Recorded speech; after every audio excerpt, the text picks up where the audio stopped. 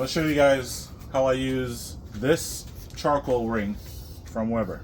All right, a 26 Weber kettle. Here we go. So we have some charcoal that's still lit, and I'm not gonna need any more than this, but this is what's up.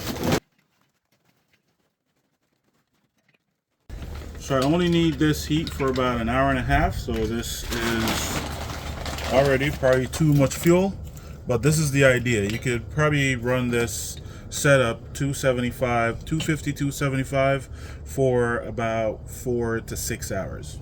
With the charcoal ring, this is the deflector that came with mine. And that's just gonna diffuse the heat around the smoker and the smoke. So that's the setup.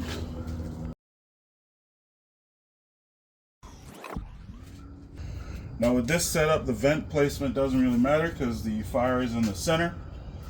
So we're just gonna let this come up to temp, and we want to see about 285 to 300 on the lid.